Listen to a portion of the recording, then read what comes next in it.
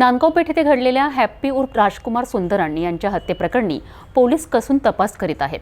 आरोपी फरार असून पोलिसांना लोकेशन मिळताच नाशिककडे एक पथक रवाना करण्यात आले आहे। या प्रकरणात नेमकं काय घडले आहे आणि पोलीस तपासाची सद्यस्थिती काय आहे ते पाहूया या विशेष रिपोर्टमध्ये। नांदगाव पेठ पोलीस स्टेशन अंतर्गत येणाऱ्या रहाडगावमध्ये हॅप्पी उर्फ राजकुमार सुंदराणी यांची निर्घृण हत्या करण्यात आली होती। या हत्येप्रकरणी नांदगाव पेठ पोलिसांनी तातडीने तपास सुरू केला आहे।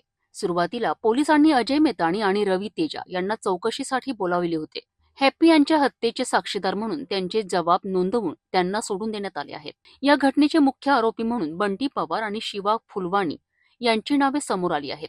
पोलीस सध्या या दोघांचा कसून शोध घेत आहेत। तपासाकरिता श्वान पथक, फॉरेन्सिक टीम आणि फिंगरप्रिंट्स एक्सपर्टची मदत घेतली जात आहे। पोलीस सूत्रांनी दिलेल्या माहितीनुसार आरोपी हे नाशिकच्या दिशेने लपले असल्याची शक्यता आहे।